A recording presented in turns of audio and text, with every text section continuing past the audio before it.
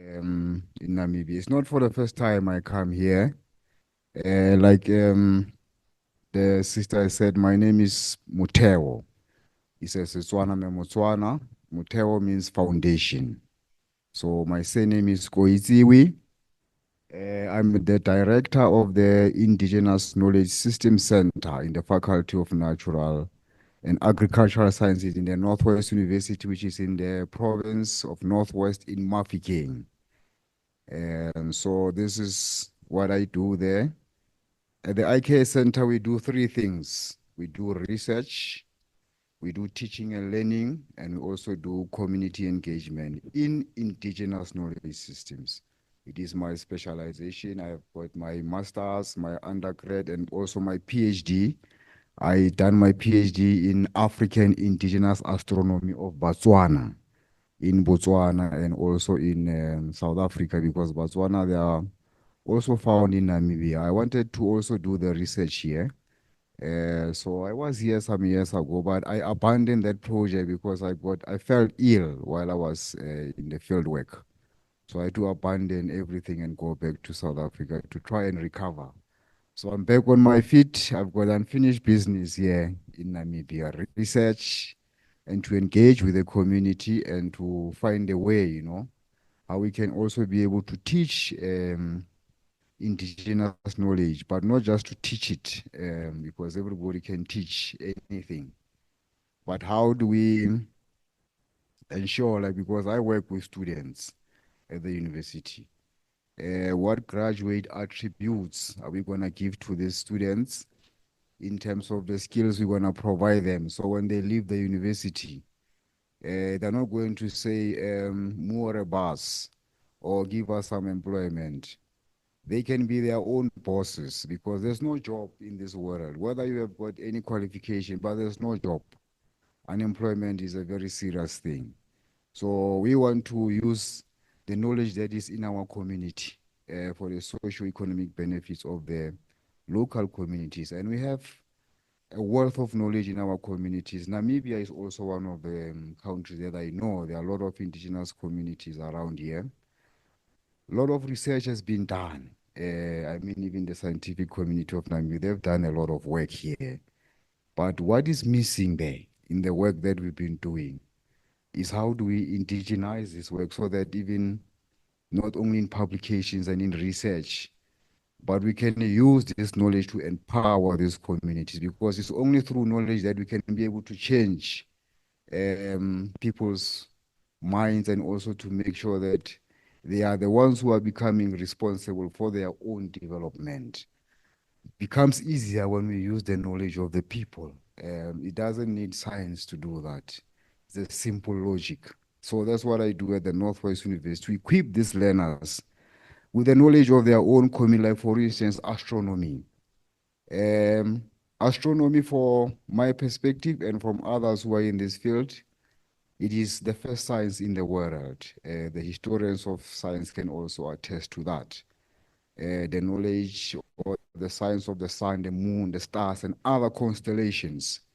It is scattered all over the world, among the Chinese, the Mayas, and all the other indigenous people, the Aborigines. Even in Africa, there's a lot of this knowledge.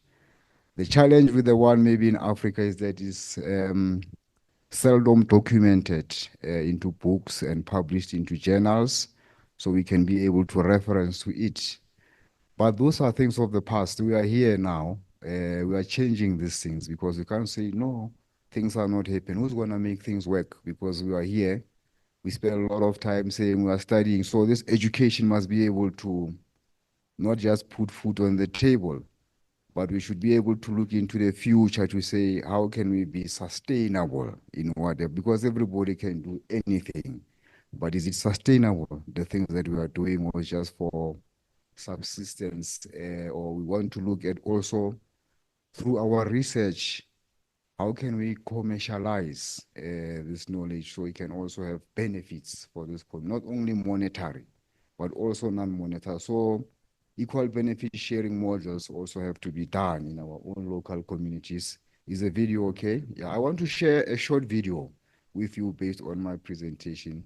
I hope the colleagues will be able to see it.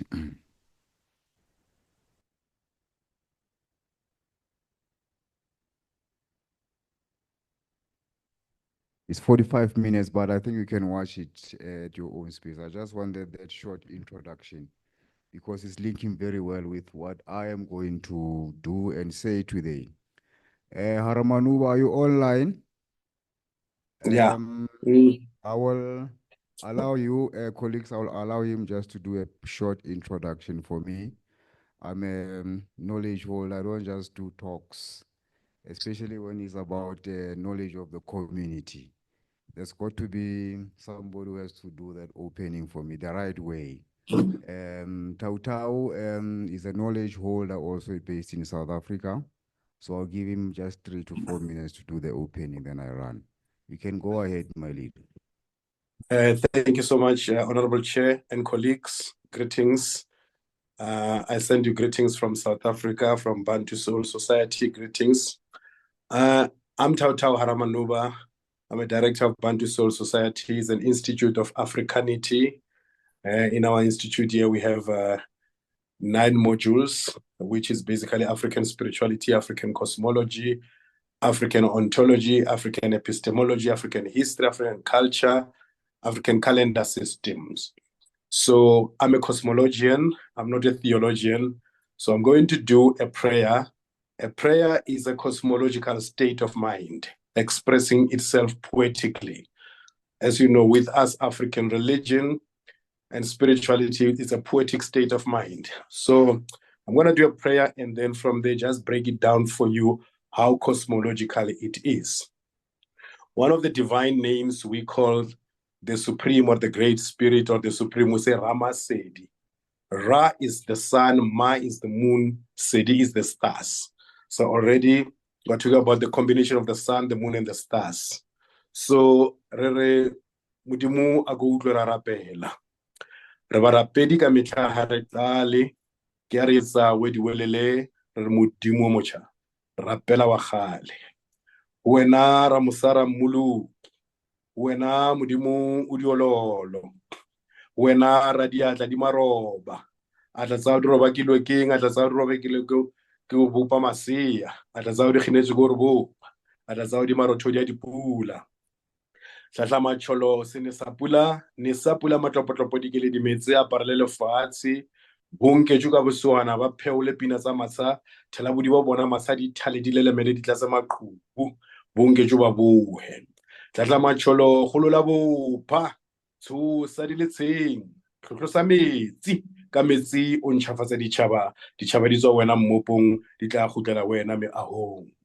O tshiuye mo pheagang le Modimo ke mang? He bonkgono ba llela matlala ba bona kae ba shole ba bona ka paka tsa majwa a mabita. He ntshantse tshweule ne he badimo le le bona ha Modimo o thabela dikgarebe o thabela tse ntle di ka kapa. He masia thaba a kekete ya mosemeng ho lona basadi ntidi wa lona ka mang ntidi wa bitswa wa llelwa le banana ba magwagweng ba ntse ba mmatla ntidi wa bitswa wa dibabalase ntswa ke tsaneng ka ntlola ka ntidi wa monka helele wena moshanyana senkatane wena mophuluso wa batho mpeng ya kgodomodumo mphatlalatsane ngwana bo mafube a hlaya batho ra phapama motlhotshonono morena di na le ditsa lehodimo go mutsa reteha tsa sheba go tšhabela ganyalo godimo le lefatshe. He garebjana tsa batho tsa go kamela madiba ka seriti tsa boela tse. He wena mopedi moholo wa seapara lome nka dithapelo tsa batho o dinke o di iseng tsona tsatsi le tlhakeng go ra diatla di maroba ha o ditšhabatšhaba a o be jwalo o phetheile lesedi ganya lesedi kanya. So basically, this is the ancient Basotho prayer. As I said, that we Africans who are in the space of African spirituality, we are cosmologian. So we are engaging in African cosmological science. Now, within this African cosmological science, it take into account the entire cosmos. In the prayer, there are some of the stars, Muchochonono, Morena di na le ditsa lehodimo, Mafube, that star that appears to signal dawn whenever it's going to be a dawn. So it also is talking about the positioning of the sun and the moon, the rivers, the waters, the origin of the people from the source where they come from to the source where they should go. So our entire existence is cosmological. Our entire concept of life, it takes into account the African indigenous astronomy, the African indigenous astronomical expression of spirituality. Yeah, basically, this is what I can just say in brief, because mine was just to do the opening. Give thanks, Honorable Chair. Give thanks, Thank you, my leader. Dr. Thank you very Motheo. much. Thank you very much. I feel comfortable now because I've opened the horizons for my knowledge. I'll quickly go into my presentation. I thank you, colleagues, for your patience. That's the African way. There's the indigenous way of doing things. Scientists, when they do research in indigenous knowledge, just want to put the spiritual side away, and they don't want to engage with it for obvious reasons, but because you can't deal with indigenous knowledge without taking into consideration also the spiritual part. Thank you very much for the time. The slides.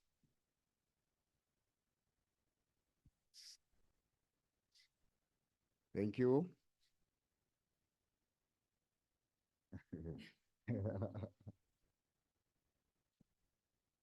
That's the technology.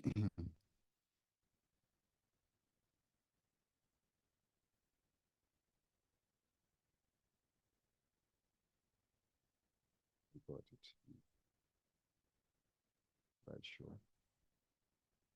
Thank you. That's me there. I've said a little bit about myself. So we've seen the video. You can also get it and watch the entire one for yourself. So just a short description for me of my own understanding of what is a calendar. And we all know that this is the term that was taken from other languages. So even in our own language as Batswana, we borrow these names from there, but it doesn't mean that we never had a calendar. You can see it's originating also from the Latin knowledge systems. So there's the information that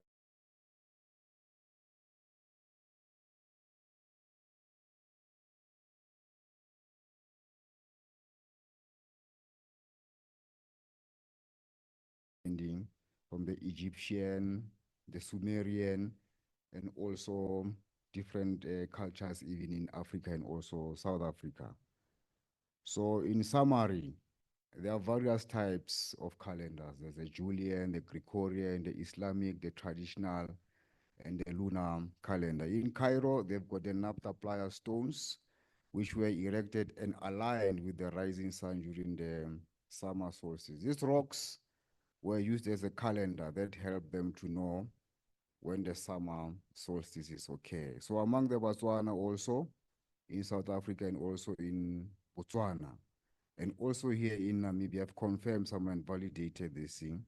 The coming of the rain after the winter dry seasons marks the renewal of the year. And it's not only among the Batswana, it goes across different indigenous communities in Africa and also outside. Our new year doesn't start in January. That is another calendar, but this calendar, we are now part of it because it has been imposed and, we use it. That's why there's so many misalignment with whatever that we do in the African, because we are not centered within this calendar that talks to us. Because we talk about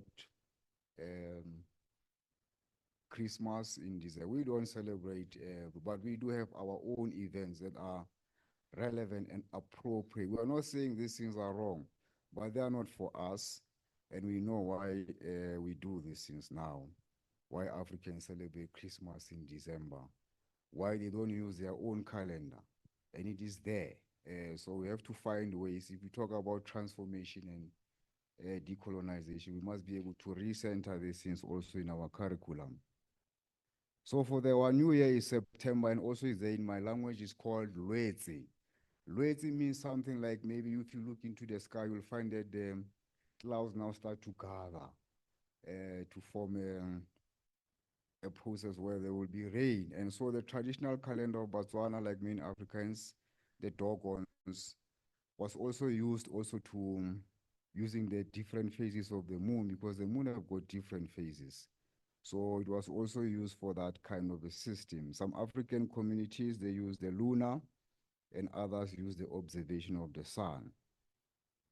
So African Indigenous Astronomy, I gave it a local term, because if you do research in local, you must be able to talk about something that they are. You can't say you are going to do research and you start talk about indigenous stuff. They don't understand what you are talking. You must be able to give them the concepts that they. So I came up with a concept which I call Bolepadinale, which is indigenous astronomy. It's one of the disciplines of competence in the broader African knowledge systems, which was negated by education researchers and policymakers. Historians of science, they also agree of what I said before, that the first science in the world is astronomy. And where it comes from, we can also trace it from here in Africa. There's archaeological evidence to prove that not only astronomy, disciplines like mathematics and others, they also originate in Africa. There's a whole bunch of information in the public domain. If you go to West Africa in Mali, there were manuscripts that were left there, written in Arabic and other indigenous languages, in mathematics, science, and other disciplines. It shows that these things, they didn't come with those who came to Africa due to colonization and whatever. We had these knowledge systems in those times. So what we need to do is just to show the young child and other people. So when we talk of indigenous knowledge, a lot of people think of traditional medicine, and I think it's okay to think of traditional medicine and traditional healers, but that's not indigenous knowledge, just one part of it. So if you can look at what we are doing at South Africa with the Department of Science and Technology, we've got a program of prior learning. So if you look at this, traditional healing is just one of it, the plants and the medicine. So when somebody talks about indigenous, you think you talk about medicines. No, there's indigenous technologies, there's architecture, there's indigenous education, there's indigenous mining, there's also sports and games, and there's also astronomy. So this is the disciplines that we have identified in indigenous knowledge, so we can do what we call recognition of prior learning, because the people who know this knowledge, they are not like me or who possess it. They don't come from university, they never study it. They are the grandmothers and fathers in the community. So what they have is a prior knowledge which they have gathered through their experience, and they never go to the class. So, but the problem is that our modern scientific, modern education doesn't recognize people without qualifications, no matter how knowledgeable you can be. You must produce something to show that the knowledge that you have, was a process for you. And we have these processes also that we have in our of accrediting people who have got knowledge. So we develop systems so we can be able to accredit traditional healers, so they can be able to work and provide their services like modern doctors in hospital, because traditional healers can also heal a lot of diseases. And we also want to look at indigenous astronomers, those ladies in the villages who are not educated and certified like us, but their knowledge is also relevant. So how do you recognize? I think RPL, recognition of prior, is also used in engineering. Engineers who know how to do engineer, but they never studied in the university. But he can do the car and fix it for you, everything, with the knowledge that he gathered through his own. So we give them recognition of that priority. So I just wanted to share this disciplines of competence to show that we've got a lot of work that we have to do in indigenous knowledge, not only in traditional medicine and astronomy, but also even in other areas to be able to promote and also protect this knowledge from biopirates. So I don't want to waste a lot of time on these jargons, but I say we are now in this time where we can be able to do things differently. I do that at the university. I transform education that has been there for us. So how do we do that? By teaching even about the things that we never thought they could be taught in the university, like indigenous astronomy, and this knowledge is there among the Batswana, the Vhenda, and other communities. Mkhulu, the one who was in the video, he promoted the African royal calendar. And I also use this calendar as a calendar that we can use at the Center of Indigenous Knowledge System to also guide the work that we do, because we're also connected to the sun, the moon. And as I said, September is a new beginning.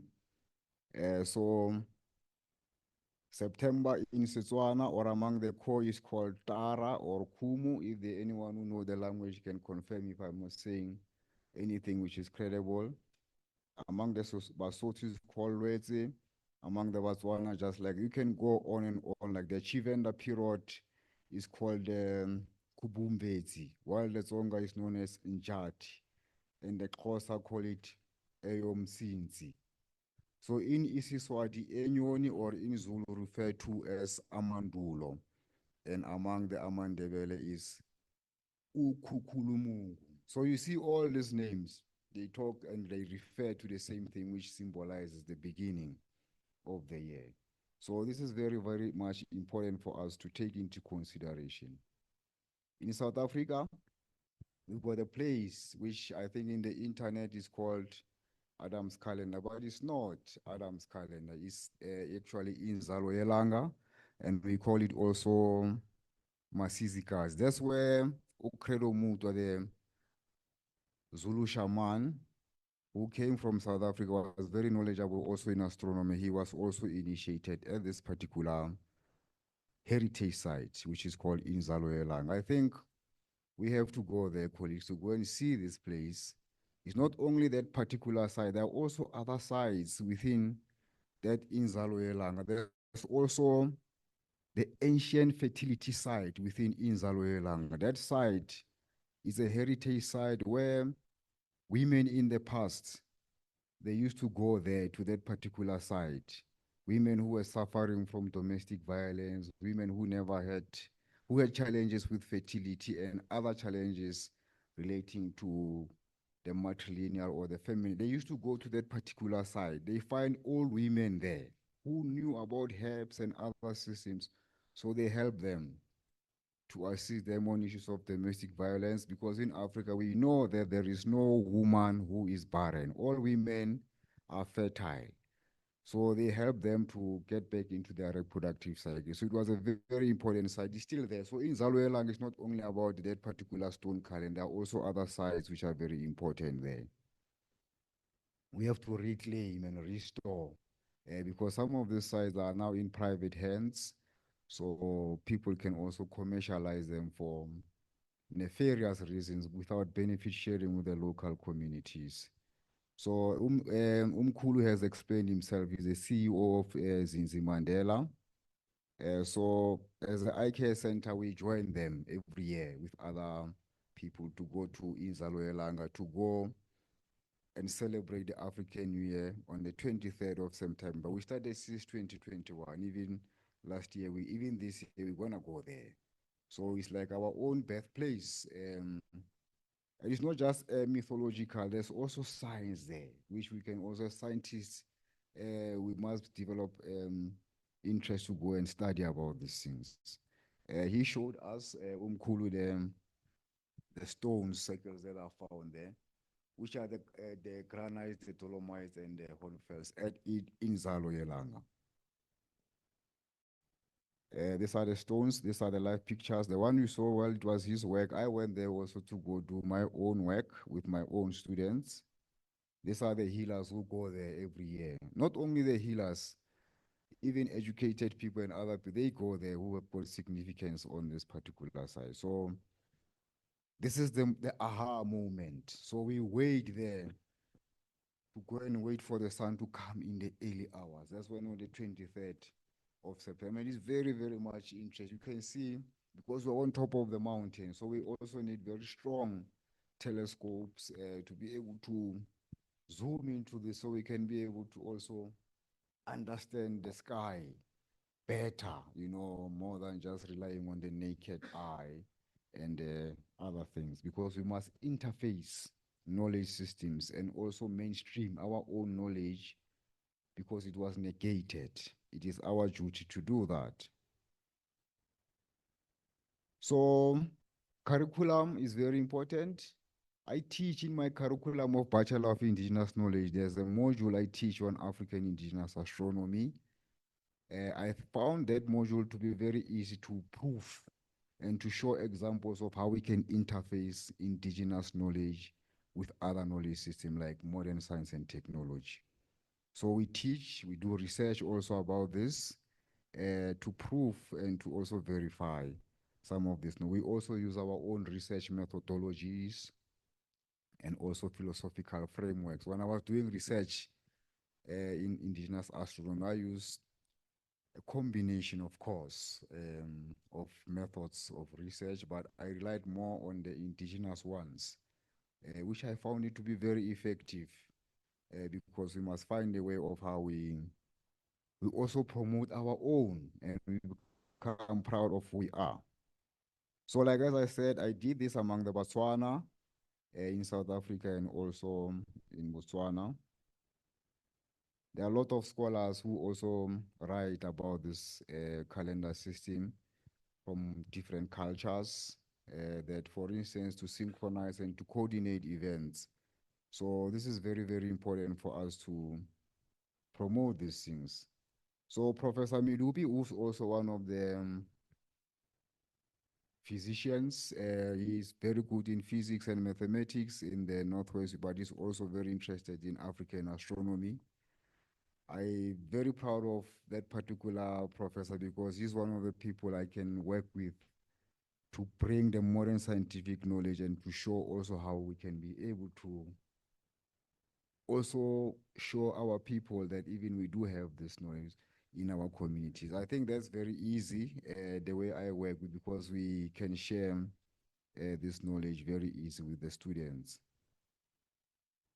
So, ladies and gentlemen, like as I said, the Botswana have their own calendar system, which they've relied in for many years, and they still even use it today. What is very important is for us to be able to document some of these things. So we also know about the Egyptian calendar, but we also know that there were 3 different kinds of calendars, which were the lunar calendar based on the 12 lunar months, and there was a civil calendar used for administrative purposes, and there was a third one, which was more like to be able to bring all these things together, the lunar to the civil. Batswana month. There are many versions about the Batswana months. This table that I'm going to share with you will demonstrate some of this knowledge among the Batswana. I didn't start with January because I said January is not the first month according to our calendar. I started with August because after this month of July, you will see there will start to be a lot of winds. So in our own community, in my own community, they say this is a preparation towards the new year. So this particular month, as you can see, it signifies the beginning of new life, or it also signifies the time to start plowing when the first rain day will come. The first rain that comes in August in my own community, we call it Kohola Mogo because it's like it's coming to clean whatever that was left during the winter season, the leaves and everything. So it's a very important concept. So we've got also Lwezi, which is September. I said September. we define it as a month of illness or bolwetse when the new life begins in spring and there is a much illness among the people and the animals. But this also signifies, like as I say, the new beginning. We've got October, the rain falls and the fell grass begin to grow. You start to see now things are changing. The seasons and also things are flowing. We've got November, which is also the start of the summer when temperature increases. And there's also a lot of researchers and scholars who have also attested. And when I do my own research also, I also found that this thing was actually very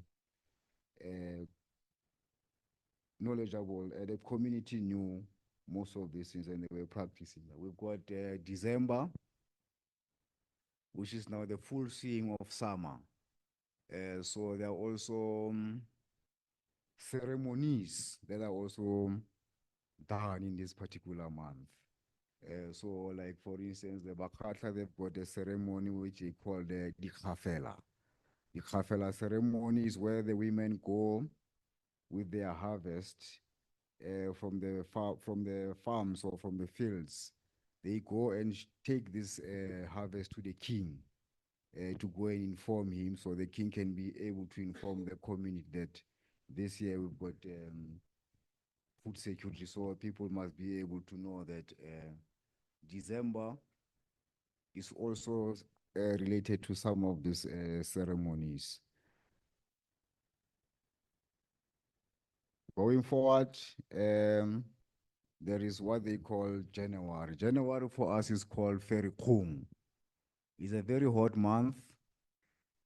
So as you can see from the illustrations, very rich knowledge is also indicating that the intensity of the sun is set because the branches of the wood of the mufiri or perhaps the mpifiri shrub or small tree to become dry. These species could be the bell spike. So you see the communities, they've got certain plants and they got also certain animals or celestial images which they can also use to give the understanding of the concept of time, seasons, and also the months, and also the rains, and also other things that are very important with regard to their knowledge. We've got February is a month which cleans away also. It says calculate the heat, cleans away the heat actually, because you see after this, the beginning of cold season will also start to be coming. You go to March, which is now autumn, and then we go also to May. They say May is the first month of winter when the rain ceases and a strong wind blows. The grass turns yellow and so forth and so forth. So there's a lot of information around this particular, but also what is very important is the language that the people are using around this particular phenomenons. So there's also June. June, in my own language, we call it Setebusigo. Setebusigo means don't visit anyone during the night in this particular month, because if you go and visit me in my house, you'll find that there are no spare blankets. So you will sleep there with, so that you see these people are very clever. They are able to relate to whatever that is happening. So in winter, in our community, nobody visit each other because we know that you should stay in your, there's a logic behind that because it's very cold in winter nights. So you can also get a lot of illnesses during those times. Coming to July, this is the month where we are in. It's also during also this time, like July and June, there's also a star that we know that when we see this star, it signifies the middle of winter, according to our own understanding. So they will look at different things, not just only to hear the cold, scorching wind, but there are other things that we can be able to use to determine some of these things. Time also is very important among us as the indigenous community. We don't look, in the past, people never use the watch to be able to determine whether it is in the morning or it is in the night. They used celestial images, like I say in Setswana, ke mahube a nakatsa kgomo. If you are Motswana, you know that it's very, very early in the morning. I'm not going to say to you it's 2 o'clock or it's 3 o'clock. They also say, ke mahube a banna, ke mahube a basa. So they've got different, and it's not, as you can see, it's also gender balance. It's not only about patriarchy, because African societies are not patriarchal. Patriarchy is a Western system. It was not practiced in Africa before, because in Africa there's a rich history of women who used to be leaders. But there's there's no one who actually articulated these things to everyone. What we hear about Africa is it's a patriarchal society. Those are not the things that we used to do, and there's a lot of evidence to prove that African women also used to be leaders. And even in our own community, there's a woman in our community, we call her Rakadi. She's a very, very important person in the family. You cannot take any decisions without consulting her, Rakadi. She's a powerful person. And they are also there in many, many causes. So you see a woman in African communities has always been a powerful figure.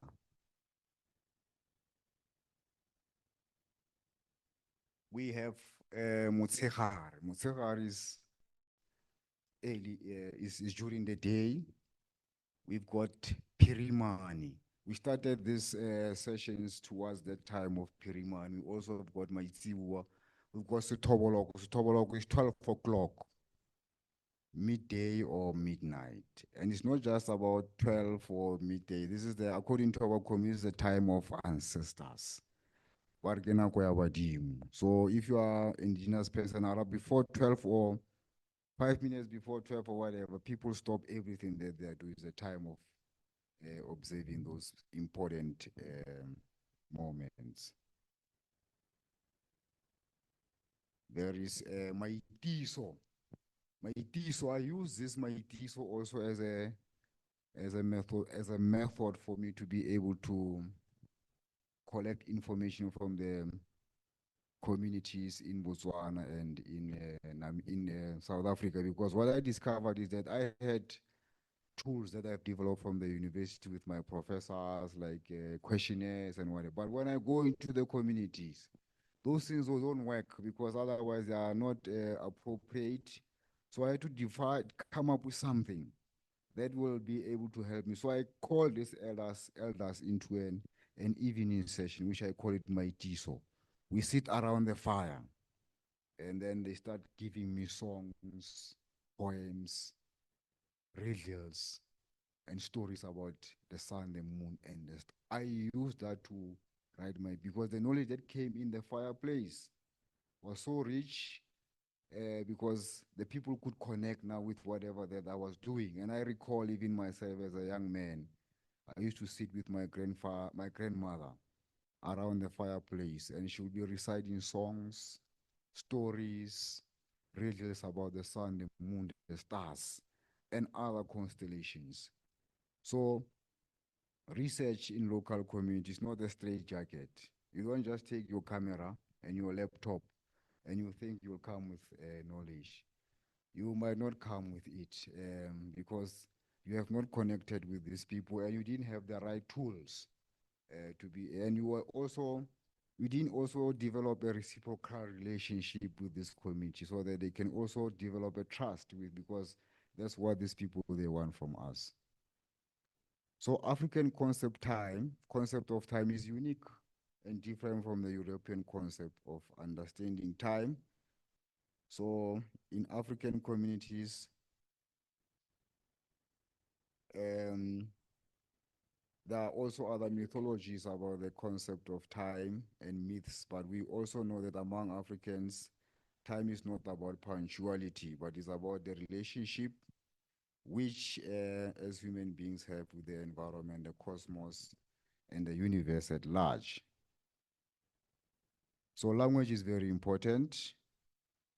Celestial bodies, animals, religions, mythological figures also plays a crucial role in understanding the concept of time in Setswana ontology. In conclusion, what is the time? I think the time for us now is to recenter and to realign ourselves with the African calendar as one of the strategies to restore the African pride and promote our own knowledge systems.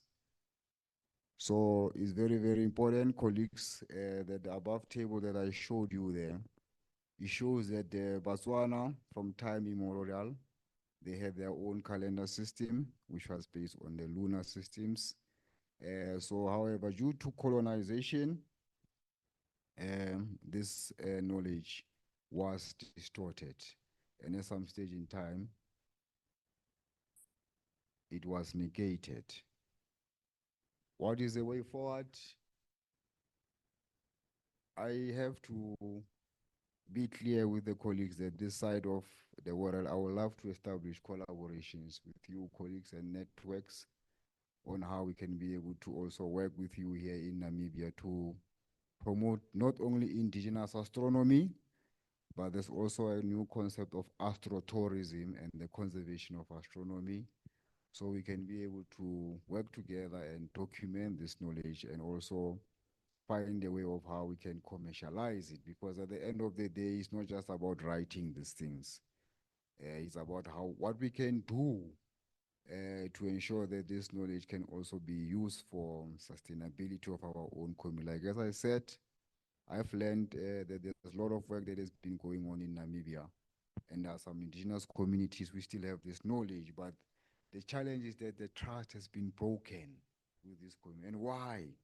It's us as researchers and scientists who have done that to these communities. And anybody in the communities, once you say, I'm from the university, you will see how they react to you, this community. And if you say, I'm a researcher, you will see how, because now they know that we take knowledge from them and we go publish it and we become doctors and professors.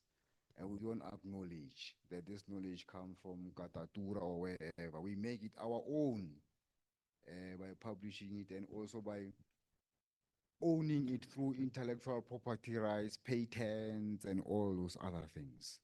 So what we are saying is that knowledge is a commodity that can be shared, but we cannot take knowledge of people and use it without their consent because there's a lot of biopiracy that is going on these days. So in Namibia, I know there are legislative gaps in Namibia. There's no law that protects indigenous knowledge in general.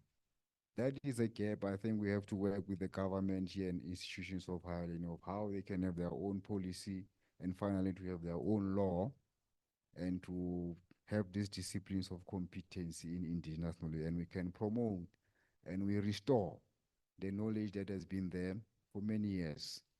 I'm very passionate about astronomy. Um, I'm not a modern astronomer, like as I said, I look it from another perspective. So I'm happy that I've been here and I'm invited here. If there's any questions or if I said anything that you didn't like, I'm sorry about that, but it's how we have, because the truth always is an offense, but we have to be able to find the right way to articulate these things so that they can be humble and acceptable to everyone, so we can do the right things. Thank you very much.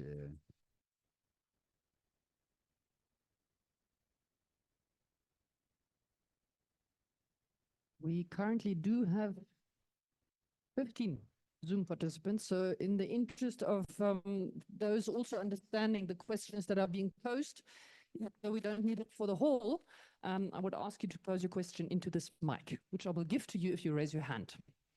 There we go.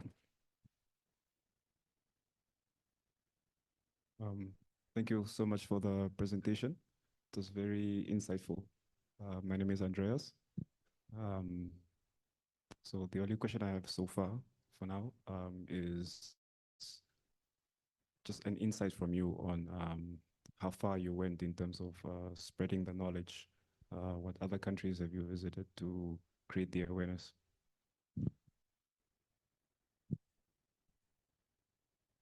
I'm no longer in the past, like as I say, when I started this Indigenous Knowledge Systems in the university, I think you are too many in this building. We were just few, and we used to be a laughing stock also, because the question that were people were, why are you studying this thing? Where are you gonna work? Because that's how we've been programmed, that go and study and go and work. We have not been told that study and be innovative and be creative. So we used to have very few students, but now, like as I can tell you, I've got more than 40 masters and PhD students that are under my unit that I'm leading them as a research director. I've got more than 500 undergraduate students who do this undergraduate as a 4-year degree, which is equivalent to an honors. The university now stops the students now from coming because they are coming in numbers. I'm no longer doing marketing. Those 2, 3, 4, they are the one, and those who graduate, they go and so everything is there now. The university say to me, you can only enroll 100 students per year. We don't want any because the students are coming in numbers. So what I'm trying to say is that even here, I said that to Namibia, University of Namibia, that they should come and send some of their students to come and learn with us because we are just not far. I can even drive to South Africa and come back tomorrow. We don't have to fly because fly you go to Joburg and you have to come back again to where we are. So in terms of awareness, I think I'm not only the university that I do this in. We are the first university in South Africa to have a teaching and learning program, research, community engagement in IKS, accredited by the South African qualification. We're the first. And I always have to blow this trumpet because people don't know how. And if you don't blow your own trumpet, nobody will do it. So I have to blow it very hard so that they can hear it. So in addition to that, there's a lot of interest, not only in the country. Like as I said, I work with UNISA, University of South Africa, University of Vhenda, University of KwaZulu-Natal, University of Limpopo. We formed the consortium on IKS. We are supported by the Department of Science and Innovation. Internationally, on indigenous astronomy, I've gone as far as Australia, collaborate with the colleagues there, Juan Hamaka. There's also one beautiful lady doing research in indigenous astronomy, Dr. Jarita. She's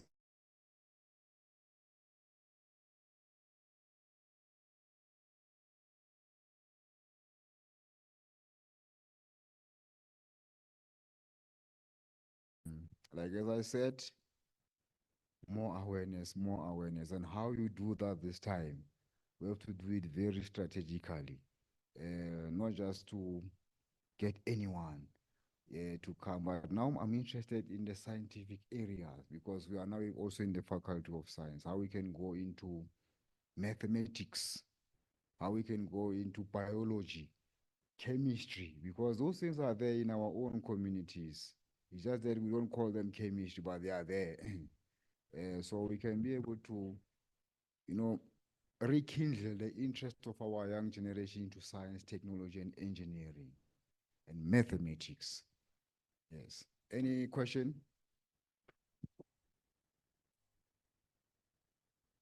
I have two questions. The first is in the timeline. If I understood properly, you said that the origin of the knowledge of the astronomy is in Africa. Did I understand correctly? So I would like to know in that timeline, because, well, I am from Mexico, and then the Mayan astronomy is very well known, as well as the calendar, Aztecan calendar. So I want just to set when, if you have research, in the timeline, when was the Mayan, how much later they were? And the second question is on all these interesting researches, if you have investigated or compared if there are similarities or things that are, many myths in the world, it is the same Asia or in Africa or in Latin America. So if there is similarities or things that you have found Yes, yes. with the Mayan astronomy and the Aztec Maya. calendar. The Mayan astronomy, I've read about very powerful knowledge also there of indigenous astronomy. But you see, when it comes to these timelines and everything, there's a lot of complications and contradictions also around as to who is the first and who came up with. So I don't want to go into that. It's another colloquial debate on its own. But what we are saying here is that we don't want any knowledge to act as if it's a superior knowledge, and there's no other knowledge besides it. So we want to show that the Mayan astronomy is also there. The indigenous astronomy is there. Forget about this timeline, because those are the debates for those who want to say I'm the first or I'm the last, or I'm the first who brought this. So nothing is new on this earth, but I say to you, what we want to do here as Africans and indigenous, we want to restore our dignity that was taken away. And how can we do it? It's not politics won't do it for me. It's through knowledge. And what knowledge is that we get science. And what is science for me? Science is knowledge. Which science I can be able to use so that people can understand what I'm doing. So they don't say, but this man is irrelevant. I can use indigenous astronomy as one of the examples. So the Mayans, I think I would like to engage. I think I would like to look more into those areas. I saw the hand of one of the people online, but in terms of comparison and some similarities, I've seen some of the, like, for instance, if you look at the Pleiades, I think a lot of indigenous communities also share the same understanding of those particular stars.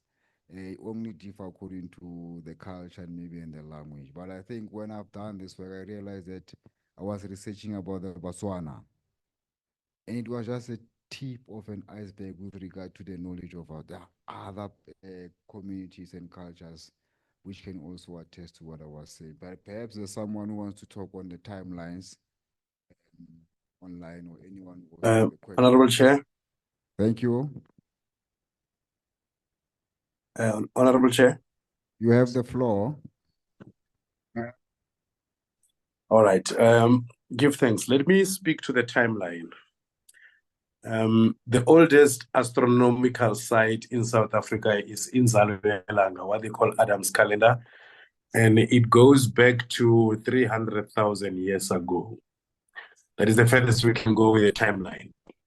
And then you have Napta Playa in the northern, in Egypt, between Egypt and Sudan. And then now in terms of the Mayans and the Aztecs, these are quite latest, about 3,000 years ago and 2,000 years ago. And judges, that is to give validity and veracity to the statement you made about the origin of astronomy in Africa. Ancient Egypt, the pyramids, we know that they are having astronomical alignment. You go to the Temple of Dendera in ancient Egypt, we have one of the earliest astronomical symbols or astronomical carvings on the ceiling of Dendera in Kemet, which when Napoleon invaded Egypt and he took with him about 150 scientists and scholars who went to steal this African knowledge and have it today locked up at the Louvre Museum in France and some of their vault they have there. So they go and take this thing. We refer to it as mulu mulu. That is one of our indigenous terms for astronomy, mulu mulu, Bolepadina lady, and so forth. So in terms of timeline, we go as far back as 300,000 years ago in a recorded way. But now to assist scholars, like the lady who is asking a question there, I can prescribe few books. Stolen Legacy, that Greek philosophy is a stolen Egyptian legacy by George G.M. James. And then you can also check a book, Black Genesis, The Prehistoric Origins of Ancient Egypt by Robert Bauval and Thomas Brophy. And then you can also get the book, Our African Unconscious, that is by Bruman. So there are several of these books. We go even to our indigenous teachers like Mkhulu Nsingisa in the Zulu Shamani also make mention of that. And in Africa is My Witness.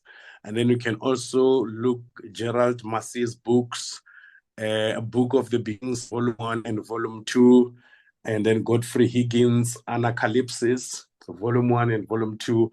All of these things, they give you proper detailed timeline as far as the African origin of astronomy is concerned. Thank you so much, Chair.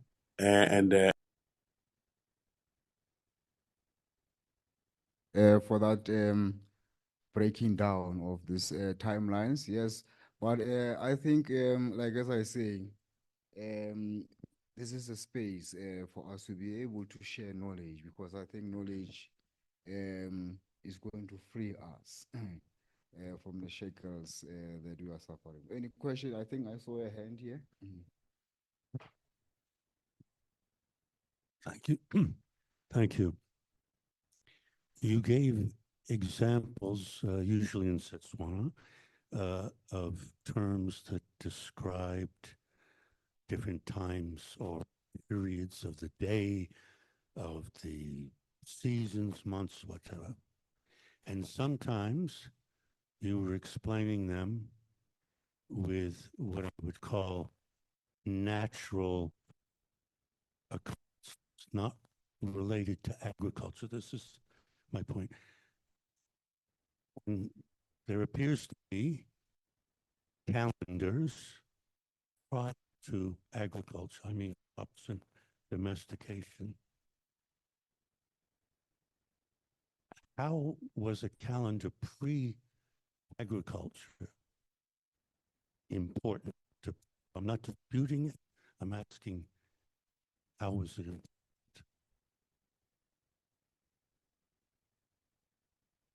Like, for instance, as we say, the calendar was not only related to those things. Like, for instance, if you look also, even in terms of naming.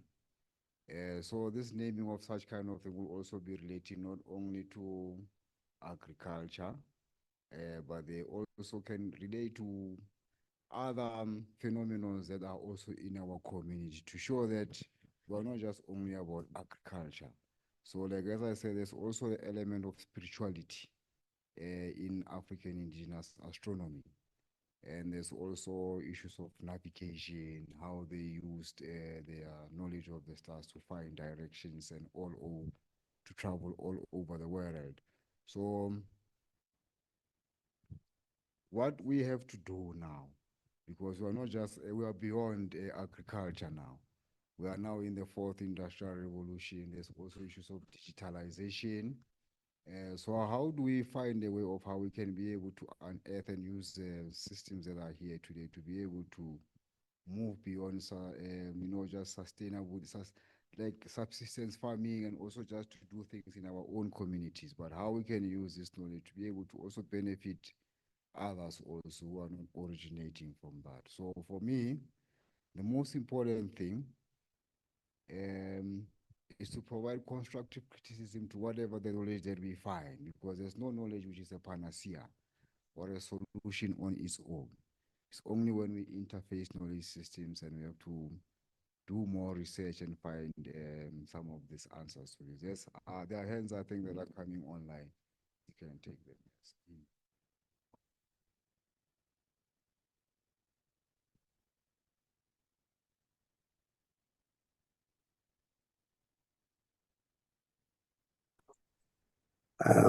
Honorable Chair, is it mine or someone else? There's someone, you'll come after him. Yes, thank you for the presentation. I love learning about our African sisters, and it's amazing to me to know that we actually used science and the calendars to move around, because you'll never learn that in mainstream media or even on National Geographic. But my question to you is regarding the ancient Egyptians I see a lot of symbols from the Commissions, and I see a lot of characters, gods and goddesses also.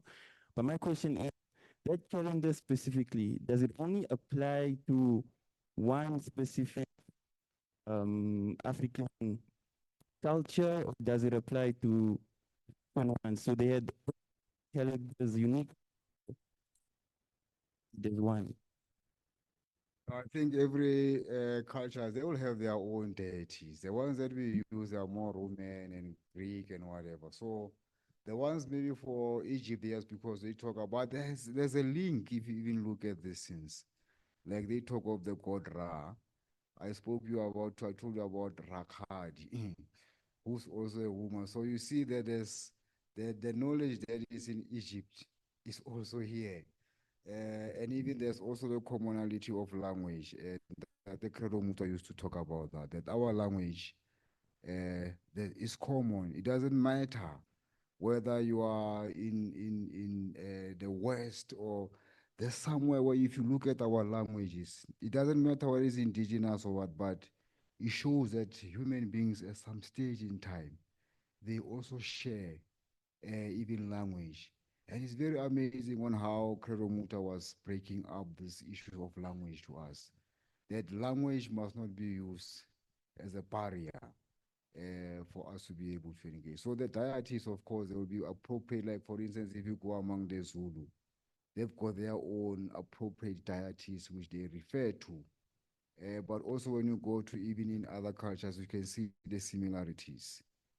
So I think the application, yes, it might not be the same, but there's a principle which we all share around this. And to say that what I know in Botswana, there's also somebody who knows it in Zimbabwe. There was another professor who came from Zimbabwe, was also attesting to some of these things. We're talking about them during the day. So like as I said, what I've done about the Botswana was just a tip of an iceberg. I realized that there's a wealth of knowledge we can be able to document, promote, and also find a way of how to protect it. Yes. Yes, Aramanuba, you had, I thought you want to respond around the question of the calendar and agricultural systems beyond that or before. Yes. Yeah, no, thanks again, Chair, for the opportunity again. Can you come respond closer to the question? Oh. Can you hear me now? Am I audible? Yes, very well, yeah. Okay. I wanted to respond to the question of agriculture and calendar. That most agricultural communities will have agricultural calendar. It is concerned with the harvest, with the rain season, and then the dry season and so forth. And that is from Cape to Cairo, from Ningism here all the way to Kemet. Most of the Kemetian or the ancient Egyptian calendar is more focusing with the flooding of the Nile and the receding of it. So, and then if you're coming from pastoralist communities, your calendar and your time system will be preoccupied with activities that were taking place in your pastoralist communities. And that will extend to your own deities. If you come from nomadic communities, also the activities that characterize your nomadic life will influence your calendar, will influence even your deities. You gave a very good example of also the deities in the Nguni cosmology, in the Zulu cosmology. When they speak of Nomkhubulwane, it is about a harvesting season. You know, you see the whole reed dance and so forth. So most of the deities, they are principles personified.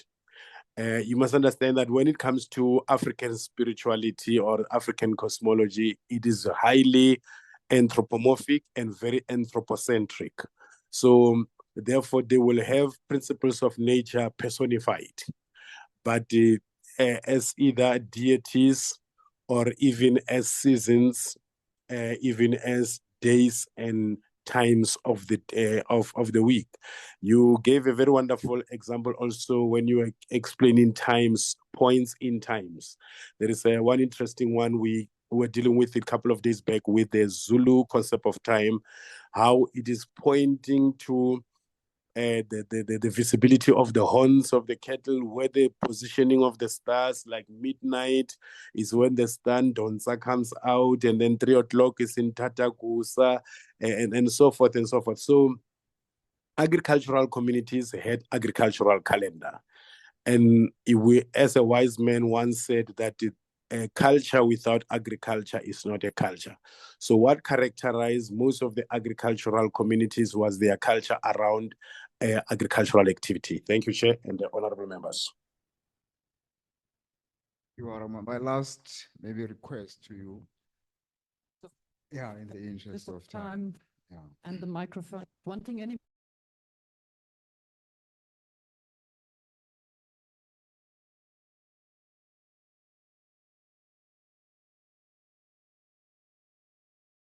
So I am a commercializer of knowledge in that regard. So we are involved with the Living Culture Foundations of Namibia. So that is kind of indigenous knowledge. And you're coming from Botswana. And the first thing which comes into my mind with astronomy and indigenous cultures is Lawrence von der Post. So he has this image for the Southern Cross as a drinking giraffe because it goes down during the night to the horizon. I've never known if that is an image of an author or of somebody who was a good observer. And so in our living culture museums and the different communities, which we are supporting and training in the tourism, I always ask about what can you see in the sky? Because that was interesting. So not one clan or tribe, not the Damaras, not the Himbas, not one of these clans used that image. And you see, we made open questions. So we said, do you see a drinking giraffe? Okay, yes, but no, we're asking open questions. The only thing which came from the Kwe Bushmen and the Johansi Bushmen was the Orion. So these were the 3 little hunters surrounded by lions. So that was from 4 or 5 different families or clan, what they have seen, what they were what they were telling. So, but you see, these are anecdotes. It's not science yet. So it's for me, sitting around the campfire and getting some stories, it's nice, but that's not science. The reproducible of these results, I think, is one criteria which is important. And you see, Lawrence von der Post hasn't been reproduced with all my questions in the last 38 years. Okay, like as I said, what you describe as science, yes, of course, is like for me, like as I say, what I do we describe it as science only, because science is not just the laboratory or the telescope or whatever. Like as I said, my own understanding of science is knowledge. So, and I also say that African indigenous communities also are scientific communities, because science and even technology can also show it in different ways. Yes, also, yes, there's so many distortions that I agree around our knowledge. There are people who do research and they write their own things, but what we have to do ourselves is to be able to capture these knowledges and also to be able to revisit and provide a correct articulation of the knowledge of the community, not just to accept everything that we get this day, because like as I said, we have discovered that Adam's calendar is not just Adam's calendar, it's richer than that. Of course, those who have identified it, they started to publish about it, but I say let's start to do research with the local communities, and also let's start this strategy of researching the researchers. I think that's very important. Thank you very much. I think what became very clear of tonight is that you've just got the little tiny tip of the iceberg, and that this is a topic that needs a lot more attention. And unfortunately, I believe it needs very quick attention, because knowledge is unfortunately fading quickly. I know there's a couple of researchers in Namibia with topic. I am very happy to hear that tour guides are also working with the topic.